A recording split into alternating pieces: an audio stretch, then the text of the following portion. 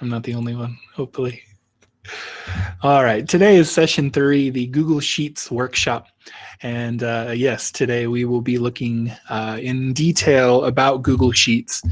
And this is either going to be one of the easier sessions that we will be doing, because based just strictly on the amount of information that could be shared about this, there's not a lot in quantity, but it might be one of the more difficult ones if you are just not someone who really enjoys going on Google Sheets or just hasn't had that much experience with it in the past. So with that in mind, hang in there today, ask as many questions as you need to, and of course I'll be here to walk you through it as well.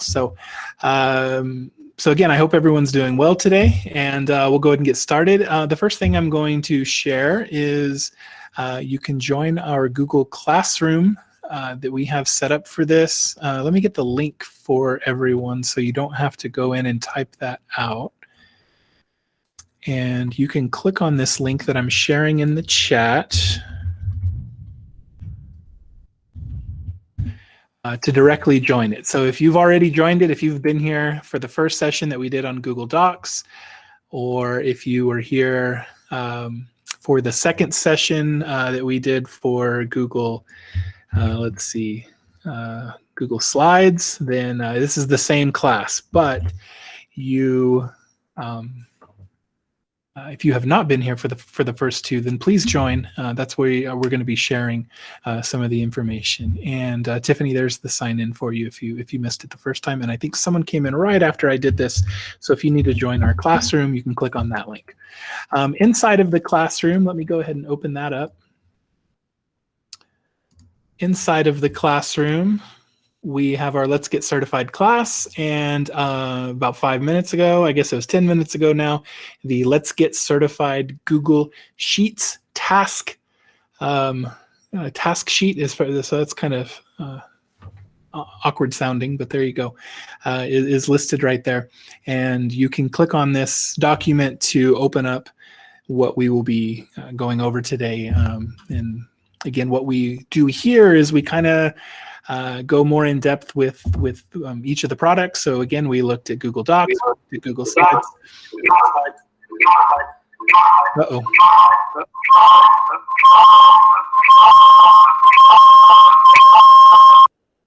That was blowing out my ears, Rebecca. I'm sorry. I was getting some feedback from you. I had to mute you. If you could type it into the chat, Rebecca, thank you.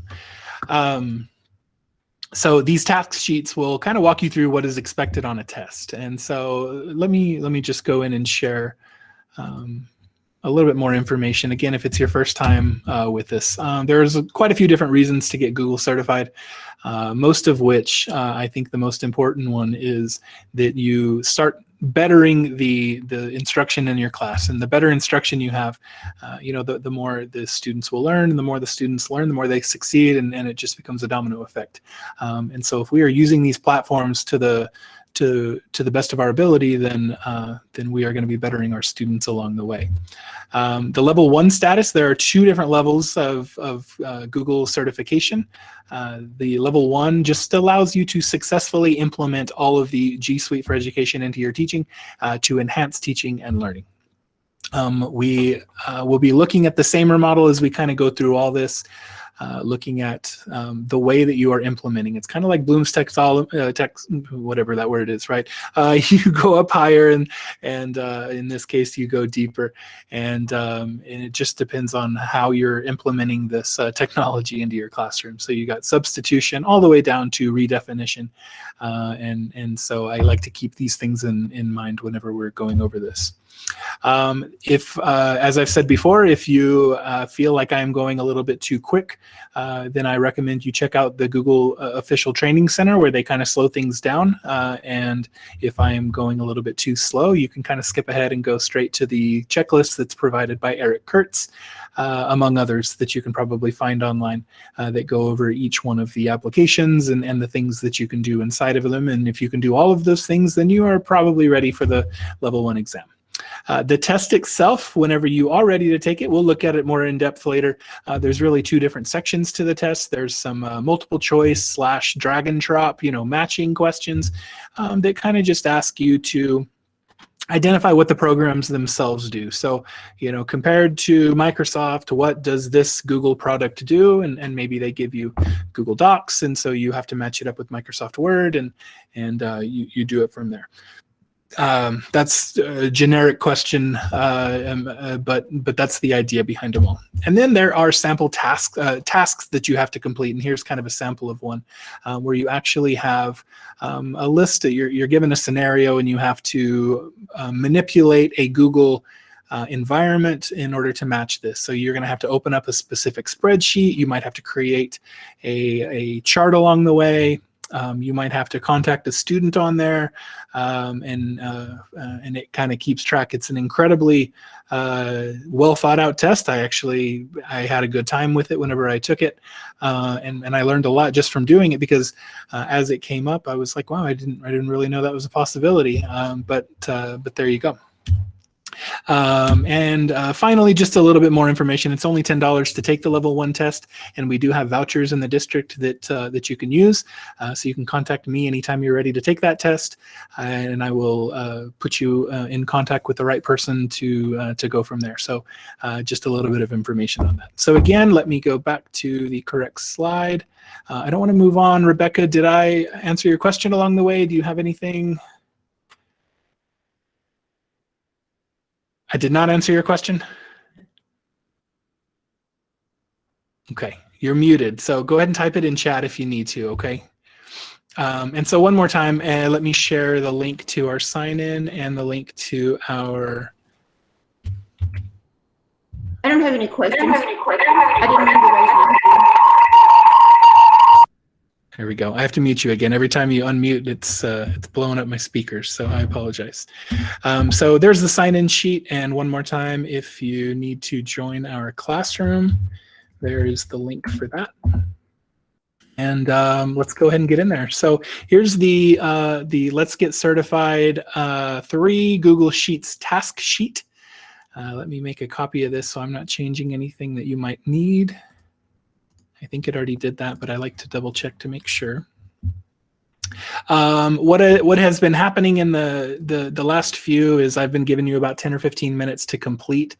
I am going to actually put a poll up right now if you would prefer me to wait 10 minutes, wait 15 minutes, or 0 minutes if you just want me to start showing you around. And the reason I'm putting this option there today is because Google Sheets can be pretty intimidating for a lot of people, and I don't want anyone to just sit around waiting for me to move forward.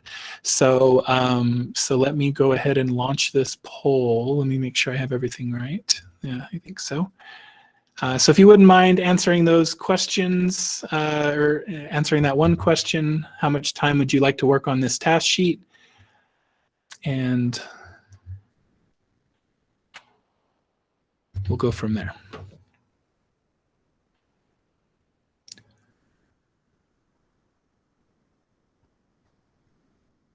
I see, let's see. See about 18 people in there. Only 6 have voted so far. So I'm counting on you guys to come back in, vote with me. Could you show me how to vote again? If you click on, let me pull this over here. If you click on, if you're looking at it kind of similar to what I'm showing you right here, let me share the right tab. On the top right, there's the activities button. And so you're going to click on the activities button, and you're going to click on polls, and there is a poll to answer.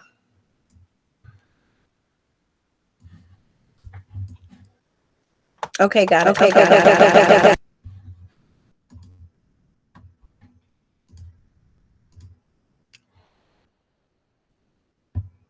I'm going to close it in about 20 seconds. Speak now if you're not sure how to get there.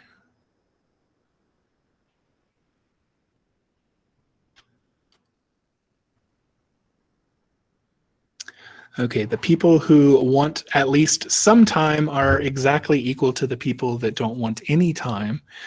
So I am going to give a little bit of time, maybe not the entire 10 minutes. So how about we go for, I set an 8-minute timer. I know that's still more than some were needing. I am going to do a couple things every few minutes though, so that might be the best meet in the middle that I can do right there. So let me ask this also before we get moving. Is there anyone here who does not have this open on their computer right now, the actual task sheet?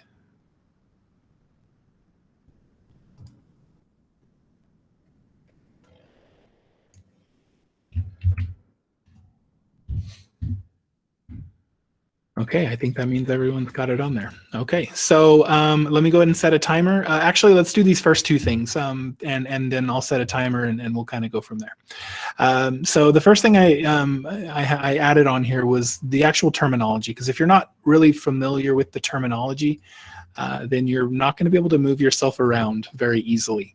And so the first thing that I added on here was just basic spreadsheet terminology. What is a cell? A cell is a one box, and it corresponds almost like the game Battleship. Like here's A1, if I were to come over here, here's D1, D2, D3, and so forth. Those are specific cells.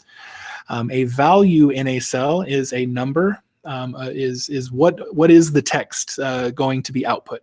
And so I might have, instead of 1, 2, 3, I might have a formula behind that, but the value is what comes out on the outside of that. Of course, we have rows. My spreadsheet refers to rows and columns a few times, so just remember that rows go horizontally, columns go vertically. A cell reference is whenever a cell is being called out. You know, whenever I call someone's name, I asked Rebecca a question, so I called her by name. And so a cell reference is doing the same thing. It's calling out a different cell. So it's saying B2 is the name of this cell. So it's actually, in order to call it out, we put equals B2. And you can reference any cell in a spreadsheet as you go through. A range or array. We're not going to be talking about arrays today because those are not brought up on the level 1 test, and they're not, I don't believe, brought up on the level 2 test either. But ranges are, and what a range is it's calling out multiple cells. So maybe it's adding a group of people. So in this particular one, they have highlighted the range that goes from A1, which is this top cell, to C11, which is this bottom right cell. And if you notice, all of these in this range are now blue, and outside of this range, the rest of them are still white. So the range refers to the group of cells that are being combined together. Then we have some function and formula bars. That just means it's going to be asking you in this spot what mathematics or what are you telling the spreadsheet to do? And what are you doing with that? Dana, I believe I put this at the very top of the sheet. If I didn't, I will share it into the chat right now. We have formulas and calculators. The good news for anyone who is not mathematically minded, or for those that are mathematically minded, is Google Sheets is a math program, and it will calculate the math for you. In fact, whenever I took a what was it, a stats class in college, it was a stats class based on Microsoft Excel, which is what Google Sheets is. So we are doing spreadsheets, Tamara. And so this will do the math for you along the way, and it can do little math like adding 1 + 1, and it can do much greater math like again doing statistics and probability and so forth. And along the way, we do have some symbols and operators just to keep in mind. Because it is a math program, it can do addition, subtraction, multiplication, division. You can do grouping, you can do less than, greater than, equal to, and so forth. And the good news is a lot of the stuff is done for you. But if you know these, then it's going to help you out as you go along. Tamara, if you do not have this open, you might have clicked the wrong document inside of our Google Classroom, you just need to make sure that you are clicking on the Google Sheets task list and not any of the other ones. Any questions about, gosh, anything before we go on?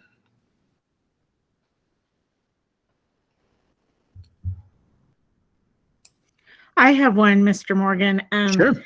We can do this just for the learning of the sheets, right? And we don't Absolutely. have to get... Yeah. So the idea is to prepare you for the level 1 exam. If you never actually take the level 1 exam, it's no sweat. You've learned something along the way. And isn't that what we're all here for? Is to make friends along the way, right? Do a little bit of learning. So, all right. So again, I want to set a timer for 8 minutes. The first thing I need to do, though, is to at least answer this first question with you. And how do you start a sheet? And just like the last few weeks, there are 3 ways to start a sheet.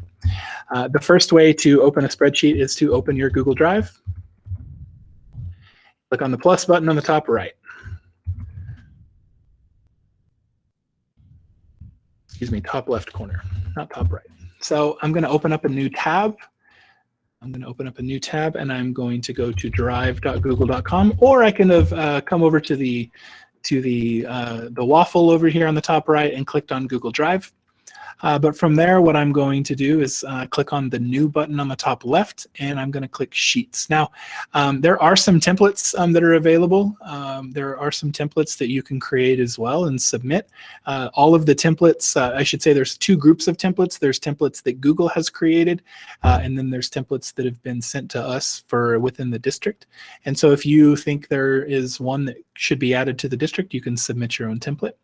But for what we're doing today, if you just click on the Google Sheets icon or the word Google Sheets, it will create a new spreadsheet for you. And here is that spreadsheet. That's the first way to do it. The second way to create a Google Sheet is to go to sheets.google.com. So instead of going to drive.google.com, you can go to sheets.google.com, or again, you can click on the waffle on the top right and click the Sheets button, and it will bring you to the same page. Now, these are all the sheets that I have inside of my drive, including some that have been shared with me. So it basically takes your Google Drive and it only shows you the sheets that are inside of your Google Drive. So it just kind of does some organization for you. And so I can click on, any of these grade books or anything like that, or on the bottom right, I can click on create a new spreadsheet or choose a new template. So I can create a new spreadsheet just like I did before, and there is another new spreadsheet. And then finally, my favorite way to open these up is to go to sheets.new. If I go to sheets.new, I skip all the other stuff along the way, and it creates a brand new sheet that I can use. Okay, so with that in mind, I am going to go ahead and let's see. Let me share this tab again. I am going to go ahead and start a timer. We'll go 8 minutes. So about half of the time that we had along the way. Yeah, Tamara, there are 2. Again, if you go back to the classroom, let me share this one more time. If you go back to the classroom, there's a slides task sheet right here. And so you'll just need to click on the one above that, which is the sheets task list. Okay, so close that other one up and then just go to that one. So let me set a timer for 8 minutes and I'll let everyone work. If you get to a point and you don't know what to do next, some of it builds on each other, just kind of hang out and we'll go from there. Okay, so let me start that timer. And if you have any questions along the way, feel free to ask, feel free to speak up. But I wanted to give a little bit of time for everyone to work on this.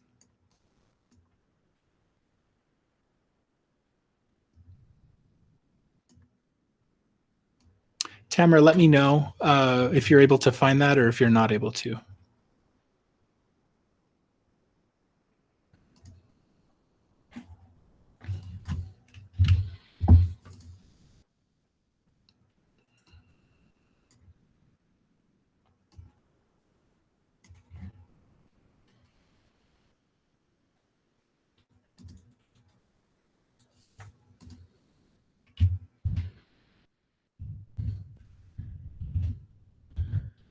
Tamara, I shared a link just now.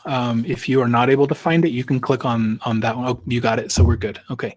If you do not want to go into the classroom, you can click on that link, but it's best if you go into the classroom to grab it.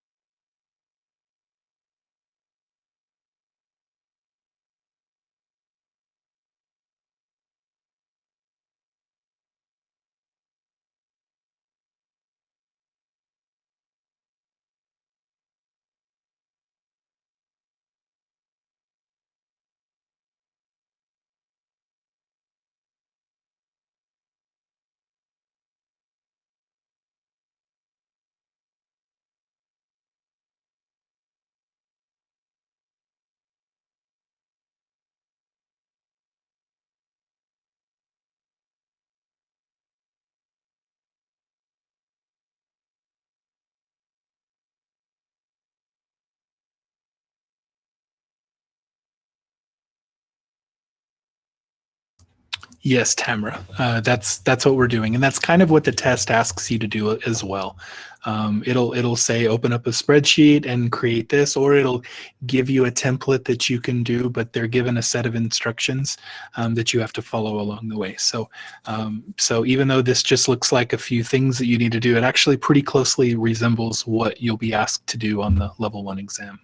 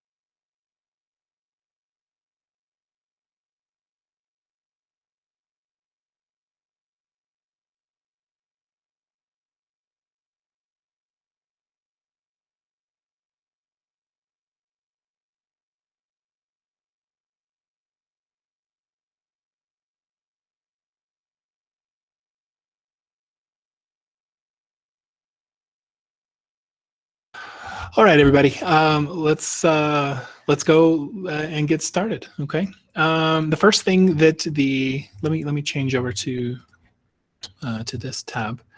The first thing we need to do is add columns for student name and then a few other items. So for each one of these, I'm going to type it across the top here. That's what the column is.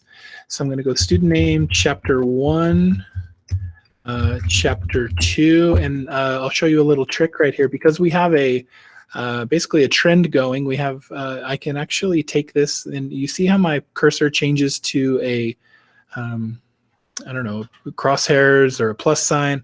I can actually use that to drag, and it will fill it in based on what the suggestion is. So I did chapter 1 and 2 and was able to go 3 and 4 from there. But I am also going to add total and average. Okay, that is one check mark finished. All right, it says under the column for student name, enter 5 fictional names, and under the columns for chapter 1, 2, 3, and 4, enter scores of your choosing. So I can name 5 different students here. I went ahead and wrote this out on a different sheet so that you didn't have to watch me type as much stuff. So I put Donald, Daisy, Goofy, Minnie, and Mickey. We forgot Pluto from the Great Show, but there you go. So we have their names, and then I just entered in some scores.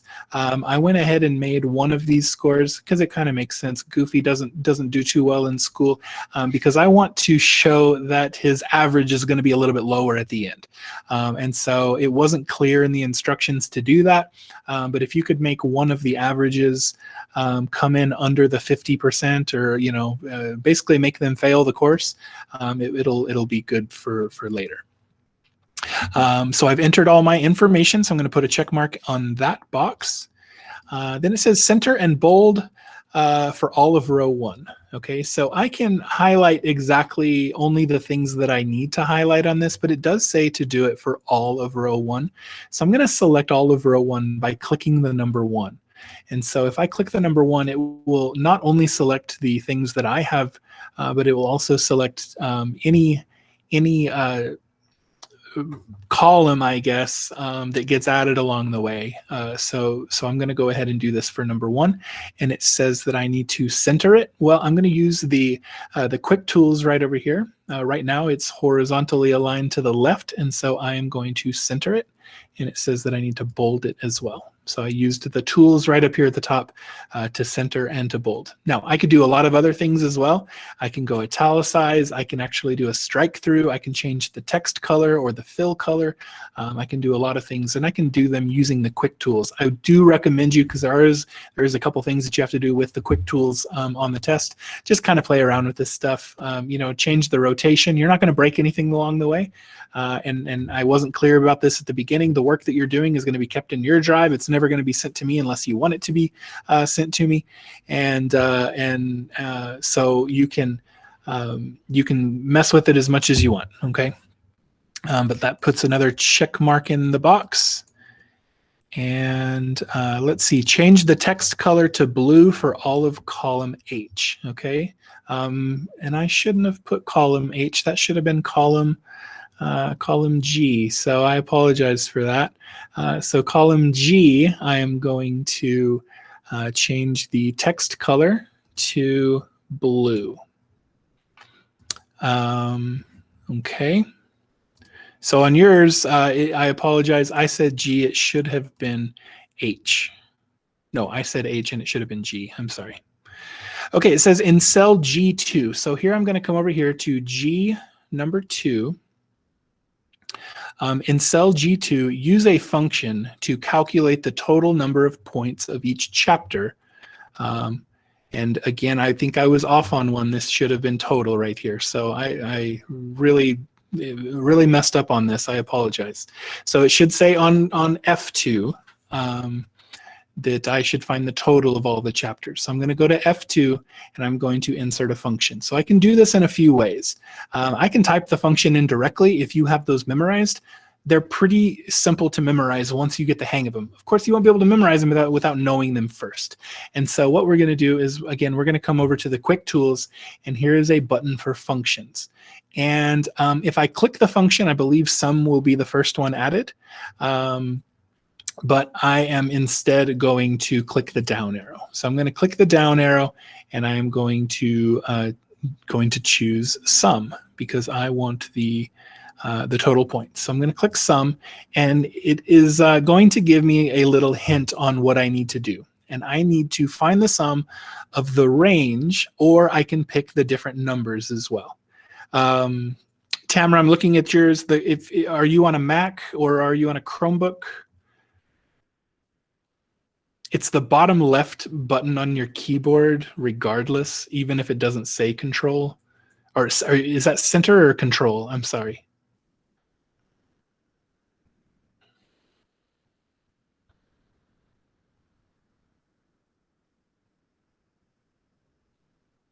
Let me go back to this while I'm waiting on that. So what I can do here is I can type in the values. So if I wanted to add B2 to E2, I can do that. I can type B2, and I can insert a range to E2. And you can see it actually highlights this in a color so I can see it.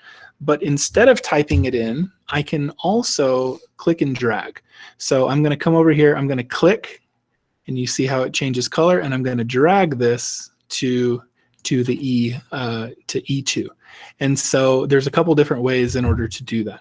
And then whenever I have the range selected, I'm going to go ahead and push enter, and my total is there. Now this is something that's new. It says suggested autofill, and it says, would you like to fill this all the way? Yes, I do, and this is awesome. And so I'm going to go ahead and click that the first time, just so we see that it does it. And so I click that, and then all the rest of them have been done for me. So I only had to do the first one, and then it was done for me. I'm going to go ahead and erase these, and just to show that if you didn't do this the first time, what you can do instead, kind of like how I did with chapter 1 and chapter 2 over here, I'm going to highlight what I want to get pulled down. And what this does is it doesn't copy the number. What it does is copies right up here. It copies the formula. So it's gonna add the sum, but it's actually going to move these down very smartly. So right now I have B2 and E2, but whenever I drag them down, they get filled in, and so I have B2 and E2, but once I go here, it's B3 and E3 and B4 and E4. So it does do the correct numbers along the way, the correct formulas, I guess, along the way. Okay, so that is, again, I apologize for this, for the task sheet to be off by 1. So with that in mind, on cell, it says on cell H2, instead of H2, I'm going to be doing this cell of G2 to get the average. And so on G2, it says use a function to find the average. So we have a couple options here. You can do it, and so I'm going to show both ways. The easiest way, the one that makes the most sense, is to come over here to your function and click the down arrow and click average. So I'm going to go ahead and do that. I'm going to click average. And again, what it's going to do is it's going to ask me, well, what would you like to average? And so I'm going to, again, click and drag chapters 1 through 4. And I'm going to push enter. And again, it's going to ask me, do you want autofilled? This time I'm going to say no. And so that was able to put the average right there. Now, I could, instead of doing average, I can do just like mathematics would. I can say, I want to find the sum of these 4, or since I already found the sum, I can reference this cell. So I can reference this 330. And what are we dividing by? Because there's 4 chapters, I can divide by 4, and I'm actually given the same answer right here. So there's a few ways you can do it because mathematics allows for those changes. But I think the one that makes the most sense is to go ahead and just choose average. And so I'm going to choose average. I'm going to highlight the 4 chapters and push enter. And just like I did before, I'm going to fill these down to the bottom. What it says next, it says format the average column to show the numbers only to the first decimal place. So we have 1 decimal place here, we have 2 decimal places here, and we have 0 decimal places here. And so I want to formalize that and have them look the same way. And so again, I'm going to go over to my quick tools, and my quick tools towards the left, it has some number data. So I can format this as currency, I can format it as a percent, but these are the 2 that I want to do, and I can either increase or decrease the decimal places. And so I'm going to start off by, it doesn't really matter which one you click on because you're not going to do it right on the first time. So if I click to the left, then now I have 0 decimal places, and then I can click to the right, and now I have 1 decimal place. So that puts it in the format that it needed to be in. Okay, next thing I'm going to do is I'm going to sort the averages from greatest to least. Now again, as with everything on this, there's a few different ways to do that. But what I would recommend is what I'm going to do is I'm going to highlight all of the top row right here. And what I'm going to do from there, because I'm going to basically say this is my header, and so I need to be able to identify the columns that come across. So I'm going to highlight these, and up at the top right there is a button that says create a filter, and I'm going to push that button. I'm going to say yes, create a filter. And what it does is it puts a filter little icon next to each of the columns that I can add a filter for. So now I can click on any of these and I can sort them from either A to Z, which would be from, I guess, least to greatest, or from Z to A, which would be from greatest to least. So I'm going to click on greatest to least here on chapter 1, and I can see that, you know, Daisy Duck got 100, and I can do the same thing by going least to greatest here, and I can see that Goofy got the 45. So it's just a way to organize your data very quickly. What I was supposed to do on this check mark is to sort the averages from greatest to least. So I'm going to come over to the average column, and I'm going to go from Z to A, and now I can see all my scores from Daisy Duck being the highest to Goofy being the lowest. So there you go. What the next one says is we forgot to put a title in this document. So we're going to insert a row above 1. Even if the work you have is already here, it is very smart, and it will put everything in the right spot. So what I'm going to do is I'm going to highlight row 1, and I'm going to right click on that number, and it's going to give me quite a few different options here. Of course, I can cut and copy and all the things that you kind of expect whenever you right click on something, but I want to insert 1 row above. And so you noticed none of the numbers changed. So all of my formulas got switched over to the correct formula. It did a very smart job of reformatting my document as I went through. And it says on the new title, on the new A1, I'm going to put the title My Gradebook. And what I need to do is, I guess that's that check mark, but what I also need to do is to merge A1 through H1, and again, this should be G1. So I'm going to merge A1 to G1 to make it 1 cell. And again, I'm going to use my quick tools. More than anything, you use your quick tools very often inside of Excel. So I'm going to click the merge button. I can also select a merge type. I can merge horizontally, vertically if I'm given that opportunity, but because I'm only highlighting items that are horizontal, that's the only option it gives me. So I'm just going to click merge, and now this is actually 1 cell, but it goes, the range of it is from A1 to G1. So everything is there for you to see. Okay, so that is the next check mark. We only got 3 check marks. Oh, nope. I forgot to change this to size 18. So I'm going to come over here and change the font size to 18. There we go. Now I only have 2 check marks left. It says create any 2 different charts. Okay, and so to create a chart, we're actually going to insert a chart. So I'm going to highlight everything, and that's where you kind of have to start whenever you're working with charts. And charts, if you want to be in good with your principal, make some charts. Put some charts on for, hey, these are test scores, or these are the most recent scores from my, you know, my kids' ANET testing or something like that. Oh man, you're gonna just like light their heart up with this. And it's very simple. I'm gonna highlight this, and I'm going to click the insert button at the very top. and I'm going to insert a chart, and it will actually insert a chart for me. I don't have to do any extra work. So here's the chart, and right now it's less than perfect because it includes the total and it includes the average that I don't really want on here. But what's nice is on the right side of the document, I can change this information. So I want to come down here and I want to maybe change the type totally. Maybe I want stacked columns like this, if it makes sense. Maybe I want a line graph, you know, or so forth. You have quite a few different options along the way for you. I think the column chart works fine. I think the only thing that doesn't work is that it includes the total and the average. So I'm going to remove the total, and I'm going to come over here and I'm clicking on the 3 dots over here to remove the average as well. And so now I really do have a pretty good looking chart there, and it shows what the scores are, and I can see, you know, who's high, who's low, who needs some extra help. Of course, one of those poor bar charts from Goofy doesn't even get added. But maybe from then what I want to do is make a chart that shows the average score. So this is the second chart that I needed to do. I'm going to do it the same way. I'm going to click on Insert. I'm going to click on Chart, and I'm going to make it fit the needs that I need it for. So let's, instead of getting rid of all the other things, I'm going to remove all of the chapters this time. And I'll go ahead and remove the total as well. So now I can see their average, and maybe I want this one to be a, oh, I still have chapter 1 on there.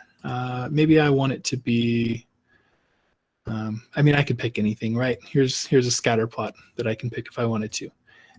Remove that, so now I can see what the scores are based on that scatter plot.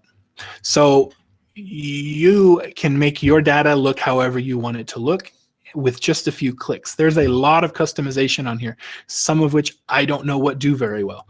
But again, you're not going to break anything along the way, so feel free to check it out.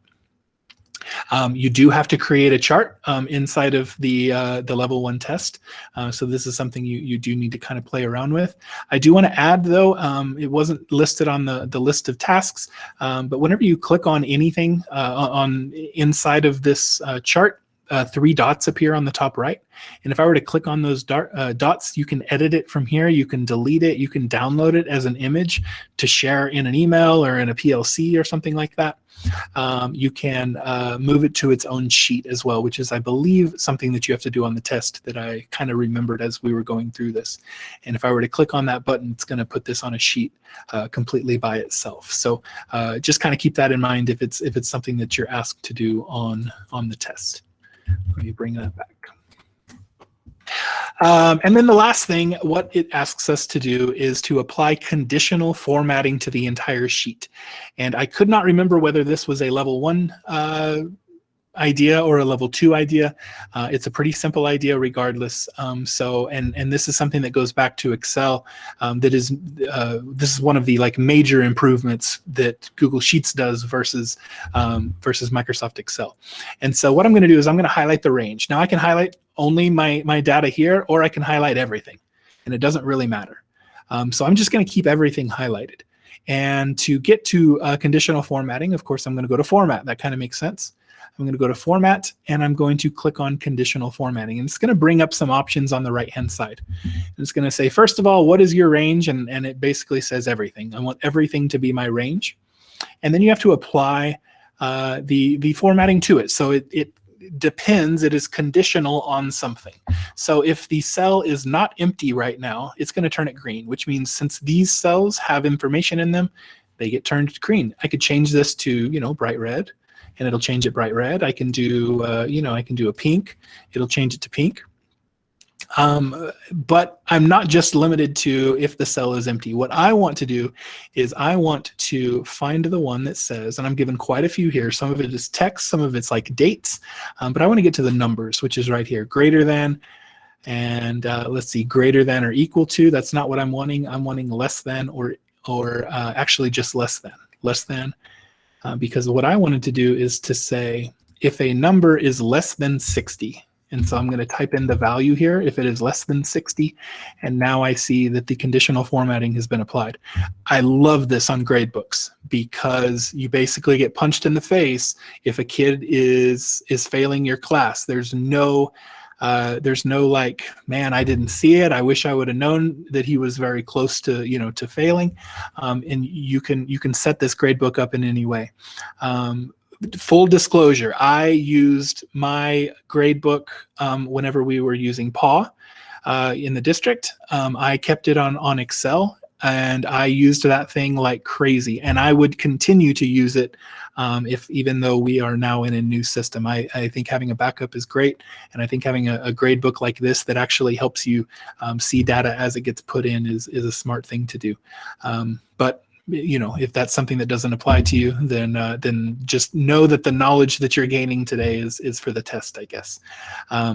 But again, I can change these numbers. I can add additional rules as well. So maybe I want to add a rule that says if it is less than 70, I want it to turn yellow. And so I can do that, and now I can take a look at this, and you notice that even though 45 is below 70, it's still red because of the order that the conditional formatting is put in. Now, if I were to drag this above, then all of those numbers will turn to yellow. But if I drag it below, then the numbers, so it's going to be applied from top to bottom. And so I really, really love having to doing it like this. Microsoft Excel is a mess whenever you do conditional formatting, so this is a great way to do that. Again, full disclosure on this: the various tools and options do not apply to the level 1 test. Okay, so if those are things that you would like some more information on, I will be glad to go over them with you. They are not needed for the actual test itself, as far as I know. But I put them on there so to become a little bit more familiar with Google Sheets if you are not familiar with it. So with those things in mind, I wanted to ask: was there any questions that came up? Anything that I was not clear about that I need to discuss in greater detail? Perfectly clear water? We probably not. Maybe a little muddy. Hopefully not completely mud.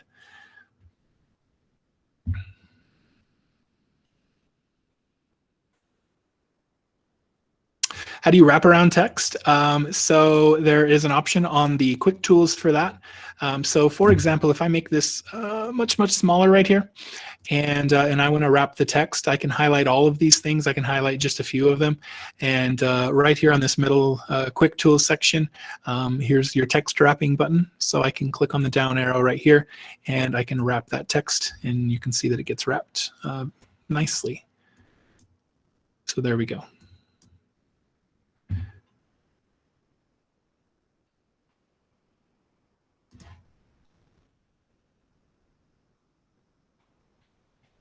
Okay, well, if no one else has any questions, then I'm going to let you guys go like way early, 7 whole minutes. So I appreciate everyone's time. I'll hang out here a few minutes if you want to keep working just for a little bit and ask any questions along the way. And of course, you can reach me, at my email, and I'd be happy to help you out. So again, thank you everyone for being here today. If you can get through this one, you're on the home stretch as far as being ready for the test. There's little bits and pieces here and there, but the big items are done for you to be aware of. So again, I just want to thank everyone for your time today. Please let me know if you have any questions, but have a great rest of your week.